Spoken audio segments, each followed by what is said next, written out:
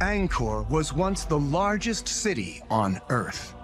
Then, seemingly overnight, this ancient metropolis of nearly 1 million souls vanished. For nearly 900 years, the jungle kept its secrets. And now, armed with technology that can see through centuries of forest and stone, scientists have finally begun to read them. Deep in the heart of Cambodia, one of the greatest monuments ever built by human hands has been hiding something extraordinary. Not in its towering spires or its vast moat, but beneath the surface, buried under layers of jungle, vegetation, and time. Lasers, mounted on the helicopter, can cut through the jungle to detect topographical details hidden beneath. For the first time, Damien is able to map the full reach of this ancient megacity. Angkor Wat, the most famous temple complex on Earth, has long been assumed to be a well-understood site. Tourists visit it, researchers photograph it, scholars debate it. But what if everything we thought we understood about Angkor Wat was only the surface? What if the real story was buried? And what if advanced scanning technology had finally started to uncover it? That is exactly what is happening right now. And what researchers are finding is not what anyone expected. This is the story of how modern science cracked open the secrets of Angkor, what it found beneath the jungle. A monument hiding in plain sight. Angkor Wat faces the wrong direction. Every other major Khmer temple faces east, toward the rising sun, toward life, toward renewal. Angkor Wat faces west, the direction of the setting sun, the direction of death. King Suryavarman II ordered its construction in approximately 1113 CE, and it took nearly 4 decades to complete. Originally dedicated to the Hindu god Vishnu, the complex covers more than 162 hectares, roughly the size of a modern city's downtown core. The outer moat stretches nearly 5 kilometers in perimeter. The central tower rises 65 meters above the stone courtyard below. By most measurements, Angkor Wat is the largest pre-industrial construction project in human history. Think about that for a second. Not the largest temple, the largest construction project of any kind. Before the industrial age, larger than the Great Pyramid, larger than any cathedral, larger than anything built without machines, without steel, without the infrastructure of modern engineering, built by hand in a jungle, in a civilization we had barely begun to understand. By the 15th century, the Khmer Empire had fractured, the capital had shifted, and the jungle started taking back what it considered its own. The temple was never entirely abandoned. Buddhist monks maintained parts of it, and local populations kept it alive in cultural memory. But the city that had surrounded it, sustained it, and made it possible simply vanished, or so everyone assumed. European explorers who stumbled across Angkor Wat in the 16th century were so staggered by its scale that some refused to believe Cambodians had built it. That arrogance has been comprehensively demolished by modern scholarship. But here is the thing. Even the scholars who got the attribution right still missed almost everything about what Angkor actually was, because what the temple showed you was only the very tip of something enormous, a monument pointing at a world that had disappeared around it. And then, in 2012, a team of researchers pointed lasers at the jungle, and the jungle blinked first. The technology that changes everything. Here is what the Khmer Archaeological LiDAR Initiative, CALI, actually did. They mounted a LiDAR system on an aircraft and flew it over the forests of northern Cambodia. LiDAR stands for light detection and ranging, and the name undersells what it does by about a factor of 100. The system fires millions of laser pulses per second toward the ground. Those pulses punch through gaps in the forest canopy, hit the ground surface, and bounce back. The sensor measures the exact time each pulse takes to return, and from that timing, calculates the precise elevation of every single point it touches. Every ridge, every depression, every canal, foundation, embankment, and road. Even ones buried under centuries of jungle floor. What you get is a 3-dimensional map of the bare ground beneath the canopy. Vegetation stripped away, the raw, unfiltered surface of history exposed. Here is the catch. The human eye, standing in that jungle, would see nothing but trees. The LiDAR sees everything. Damien Evans, a researcher with the French School of Asian Studies, was one of the principal scientists leading the Kali campaigns. When his team first processed the data returns over the Angkor region, Evans described looking at a landscape that simply had not been visible before. Not partially visible, not glimpsed in fragments. Completely invisible to every researcher, every survey team, every archaeologist who had ever worked the site. Until that moment when the point cloud rendered on his screen and showed him what had been hiding there all along. The Kali campaigns eventually covered more than 2,000 square kilometers of Cambodian landscape. That is one of the largest archaeological LiDAR surveys ever, conducted anywhere on Earth. And what it found changed the question entirely, because the question everyone had been asking, are there secret chambers beneath the stone, was suddenly the wrong question. The scans had found something that made that question look almost small. If you want to understand what the lasers actually pulled out of that jungle, and why archaeologists reacted the way they did when they saw it, make sure you are subscribed, because what comes next is the part that stopped the researchers cold. What the scans actually found. Alright, here is where it gets serious. Before the LiDAR data, the accepted picture of Angkor was a magnificent temple complex set within a reasonably large Khmer city. Impressive, historically significant, well documented, mostly understood. That picture was wrong, not slightly wrong, fundamentally, structurally, completely wrong. The scans revealed a vast, organized urban landscape spreading across hundreds of square kilometers in every direction around the temple. Roads, canals, embankments, settlement mounds, residential grids, agricultural systems, industrial zones, a water management infrastructure so large and so precisely engineered that it had reshaped the entire regional landscape. And get this, researchers had been working this site for over 100 years. Teams of dedicated, brilliant scholars had walked this ground, mapped the visible structures, excavated the accessible areas, and published hundreds of volumes of scholarship. And they had missed almost the entire picture, not because they were careless, because the picture was physically too large to see from the ground. You cannot trace the outline of a city that stretches across a landscape bigger than modern Los Angeles by standing in the middle of it. LiDAR could, and it did. Evans and his colleagues published their findings in peer-reviewed research. The conclusions were stark. At the height of the Khmer Empire, the city of Angkor may have supported a population of between 700,000 and 1 million people. That would have made it, at that time, the most populous urban area on Earth. More people than medieval London, more people than ancient Rome at the height of the Republic. 1 million people, in the jungle, gone without a trace, until the lasers found the trace. But that was not the discovery that stopped the researchers cold. The lost cities, the jungle swallowed north of Angkor, in the dense forest near the Kulin Mountain Plateau, the LiDAR data revealed something that no one had expected to find at all. Cities, entire cities. Not ruins, not scattered artifacts. Fully planned urban centers with grid-like road networks, religious structures, residential zones, and hydraulic infrastructure, all buried under centuries of forest floor and completely invisible to ground-level survey. Two sites in particular, Mahendra Parvata and Spain's Snang, showed up in the point cloud data, with unmistakable clarity. Mahendra Parvata turned out to be historically extraordinary. Dating to the early 9th century, it is now understood to be among the earliest major Khmer urban centers ever identified. A precursor city to Angkor itself, built on the Kulin Plateau under King Jayavarman II, the monarch who unified the Khmer people and established the empire that would eventually produce Angkor Wat. Here is what that means, in plain terms. The civilization that built the largest construction project in human history had an origin story that was sitting in the jungle, fully intact for over 1,000 years. And nobody knew it was there.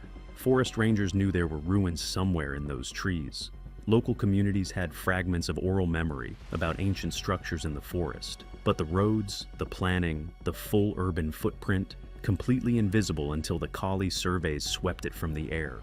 These were not minor settlements. These were functioning, planned, sophisticated cities, with grid layouts, with hydraulic infrastructure, with the same organizational signatures visible in Angkor itself, just smaller, earlier, and completely buried. Mahendra Parvata was not a village that grew into an empire. It was a city that was already doing city things 3 centuries before Angkor Wat was built. And here is the thing about Mahendra Parvata and the other hidden urban centers. They were just the beginning. Because once Evans and his team understood the scale of what they were seeing, they began to understand something else. Something about how this entire civilization had been built, and what had destroyed it. The answer was water. And the story is much darker than anyone expected. The water that built an empire and broke it. The Khmer Empire existed in a climatically brutal environment. The wet season delivers monsoon flooding on a scale that can inundate entire regions. The dry season delivers drought. Any civilization trying to sustain a 1 million-person urban population in this environment faces an existential engineering problem. How do you store enough water during the floods to survive the droughts? The Khmer solved it spectacularly. The LiDAR data revealed a hydraulic infrastructure of staggering scale and precision. The most famous component, the Western Barre, is a reservoir measuring approximately 8 kilometers by 2 kilometers, capable of holding around 53 million cubic meters of water. But the scans showed that the Western Barre was just one element in an interconnected system of hundreds of reservoirs, canals, embankments, and water channels that distributed water across the entire urban landscape with surgical precision. Roland Fletcher of the University of Sydney led the Greater Angkor Project's analysis of this hydraulic system. His team spent years cross-referencing LiDAR elevation maps with sediment analysis and field surveys, slowly assembling the operating logic of a system that had been silent for 6 centuries. What they found was not a collection of independent reservoirs. It was a unified city-scale hydraulic machine. Fletcher's conclusion was stark. The Khmer water management system was not just large, it was integrated, a network capable of being adjusted and controlled to manage water flow across the full extent of the urban landscape. Channels could be opened and closed, flow rates could be regulated, water could be directed from flood zones to drought zones, with a precision that required continuous human management at scale, a living engineered system that made the survival of a 1 million-person city in a seasonally hostile climate not just possible, but routine. Think about what that actually required. Someone had to be monitoring the reservoir levels. Someone had to be making decisions about when to open which channel, when to close it, when to divert water where. This was not passive infrastructure. It was an operating system. A city running on water, managed the way a modern city manages electricity or internet connectivity, constantly, precisely, without interruption, because interruption meant crop failure, and crop failure meant 1 million people went hungry. But here is where it gets dark. The same scans that revealed the system's sophistication also revealed its failure. The LiDAR data shows clear evidence of repeated, increasingly desperate modifications to the hydraulic infrastructure in the empire's final centuries. Water channels rerouted, embankments reinforced and reinforced again, reservoirs altered, and then clear signatures of catastrophic collapse, breached earthworks, blocked channels, infrastructure that failed and was not repaired. Paleoclimate data, records of rainfall drawn from tree rings and sediment cores, adds the final, brutal layer. The late 14th and early 15th centuries brought alternating severe droughts and extreme flood events to the region. The hydraulic system, already stressed by overexpansion and possibly damaged by conflict, could not absorb the combined pressure. The conventional story of Angkor's fall centers on the 1431 Ayutthaya invasion. Thai forces pressing from the north and west, military defeat, the capital abandoned. And that happened. But what Fletcher's analysis suggests is that the invasion may have been the final blow to a city that was already dying. When the water management system failed, the agricultural base failed. When the agricultural base failed, the population could not be fed. When the population could not be fed, the city became untenable, with or without an invasion. The very thing that made the empire possible had become its most catastrophic vulnerability. The water system that had sustained 1 million people for 5 centuries ultimately helped bring them down.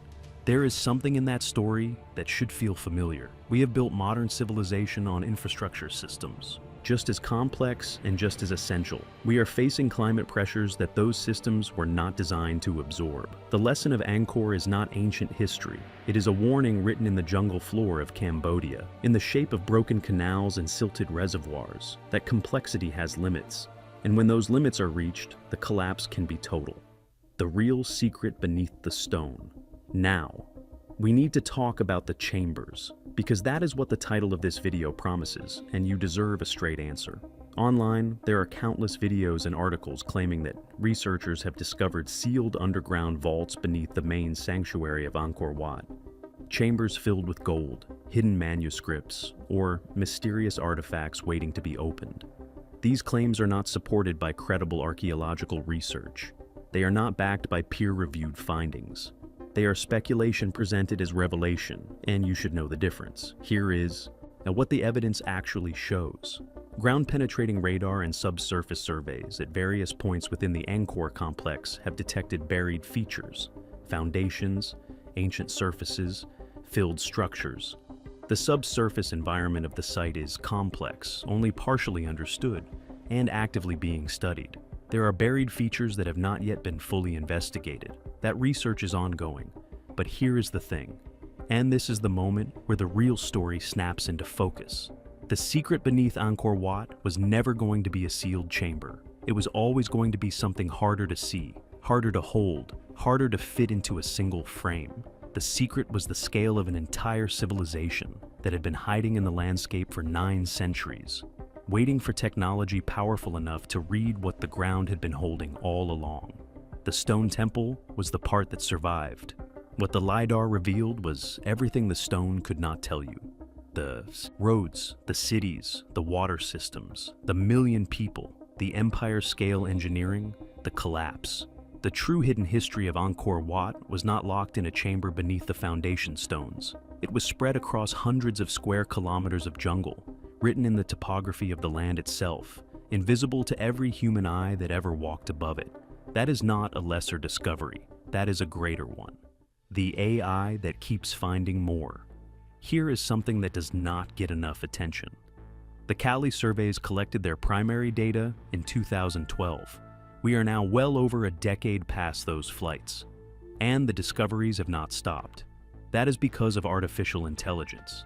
Processing raw LiDAR point cloud data is one of the most labor-intensive tasks in modern archaeology.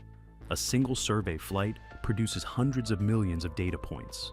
Identifying which of those points represent archaeologically significant features.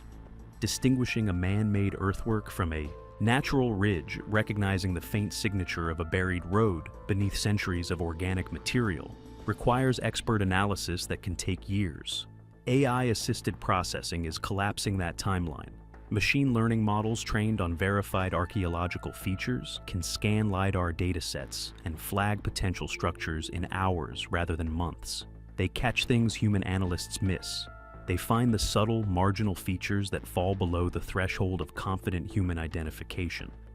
And they flag them for follow-up investigation. And get this, the most sophisticated current approaches layer LiDAR with other remote sensing technologies.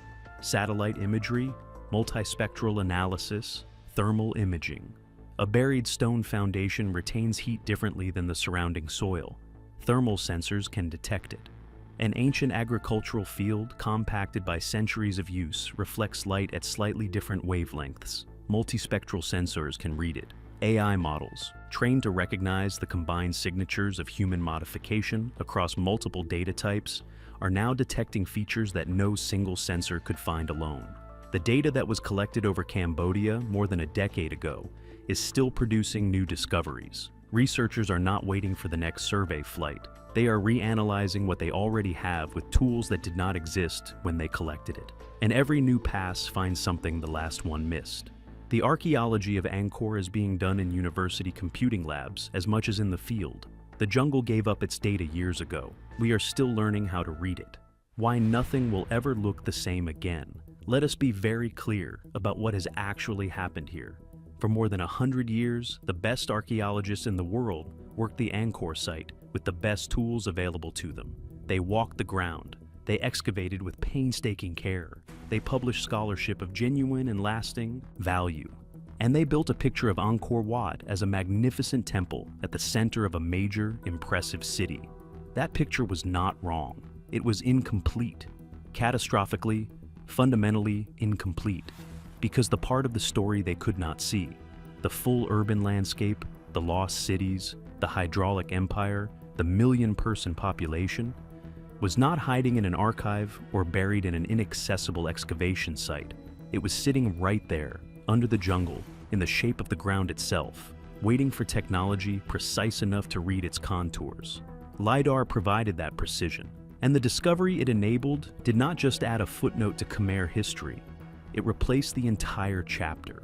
Angkor Wat was not a temple with a city around it. It was the ceremonial anchor point of one of the largest and most sophisticated urban civilizations the pre-industrial world ever produced. A civilization that reshaped the landscape of an entire region, that fed 1 million people, that engineered water management systems on a scale that rivals anything built before the modern era. That rose over 5 centuries of astonishing achievement, and fell when the infrastructure that sustained it finally broke under the combined weight of climate stress, overexpansion, and conflict. Consider the workers who built Angkor Wat itself. The temple required the quarrying and transport of millions of tons of sandstone, coordinated over nearly 4 decades. That does not happen without logistics. It does not happen without roads to move the stone, reservoirs to supply the workers, residential zones to house the thousands of people involved. The LiDAR data shows us exactly that infrastructure, the physical support system that made the construction of the largest building in human history possible. Angkor Wat did not rise from royal ambition alone. It rose from a city, a very large, very sophisticated city. And now, for the first time, we can see it. What is still hidden? The work is not finished, not even close. LiDAR has given archaeologists a map, an extraordinary, unprecedented map of the landscape beneath the jungle canopy. But a map is not an excavation. The vast majority of the features identified in the Kali, point cloud data, have not yet been investigated at ground level. Researchers cannot confirm what a feature is until they can visit it, dig into it, and analyze what they find. The subsurface environment beneath Angkor Wat itself, the actual stone foundation and what lies beneath it, remains only partially characterized. Ground-penetrating surveys have detected buried features, ancient surfaces, earlier construction phases, subsurface modifications. What those features represent is still being established by ongoing research. The questions are open, the tools are improving, the answers are coming. The Greater Angkor Project, the École Française d'Extrême-Orient, and the Apsara National Authority in Cambodia continue to work the site, combining remote sensing analysis with traditional survey and excavation. Each field season produces new results. Each new application of new technology opens questions that the previous generation of tools could not even ask. The Angkor region has UNESCO World Heritage protection, but it faces serious pressures from tourism, from regional development, and from groundwater depletion driven by the expanding local population. The same aquifer system that the Khmer once managed with such precision is now being drawn down by modern demand. The site that survived 900 years of jungle is now navigating challenges its original builders could not have imagined. But the fundamental change that LiDAR brought to Angkor is permanent. The jungle has given up its outline. The shape of what was there is now visible, preserved in data, available for every new generation of analytical tools to examine. Whatever is still hidden in the subsurface will eventually meet a technology capable of finding it. That is not optimism. That is the trajectory of this field. Every year, the picture gets a little more complete. Every year, the civilization that built Angkor Wat becomes a little more legible. Every year, the jungle gives up a little more of what it has been holding. And every year, it turns out to have been even larger than the year before. The secret. The jungle kept, here is what we know. Peer-reviewed, independently verified, beyond reasonable dispute. Angkor Wat was built at the heart of one of the greatest cities in human history, a city that spread across hundreds of square kilometers of Cambodian landscape, a city sustained by water management infrastructure of a sophistication that rivaled anything the pre-industrial world had ever produced, a city that housed somewhere between 700,000 and 1 million people, More than medieval London, more than the Rome of the Republic, more than any other urban center on Earth at its peak. That city is gone, not destroyed, absorbed. The jungle moved in when the water management system failed and the population dispersed. Wooden structures rotted, earthworks overgrew, road networks filled with vegetation. Reservoirs silted up and became forest floor. But the ground beneath the jungle remembered. Every canal, every embankment, every road, the land held the shape of what had been there, compressed into the topography, written in elevation, invisible to human eyes for 900 years. Not hidden in a vault, not sealed behind stone. Just there, in the landscape, waiting for the right eyes to look. And then the lasers came, and the ground told everything. That is the secret beneath Angkor Wat. Not a chamber, not a vault, not gold in the dark beneath the foundation stones. The secret was an entire world, a civilization of extraordinary scale and sophistication, hidden in the contours of the land, waiting for a technology precise enough to read what the jungle had been keeping all along. We found it. We are still reading it. And the more we read, the larger and more extraordinary it gets. Every new survey pass, every new AI model, every new field season adds more detail to a picture that was almost entirely blank 15 years ago. The researchers who first saw that point cloud render on their screens, who watched an entire lost city appear out of nothing, right there in the data, understood in that moment that everything they thought they knew about Angkor had just changed. Not slightly, completely. That is the feeling this discovery earns, not the thrill of a sealed chamber opened. The deeper, stranger thrill of realizing that something vast and real had been there all along, hiding in the landscape itself, written into the earth. And the only reason we never saw it was that we had not yet built the tools to look. If this story hit you the way it hit the researchers who first saw that data render on their screens, entire lost world appearing out of nothing, hidden for 9 centuries, hit subscribe. We are going deeper into buried history every week, and what we have coming will not disappoint.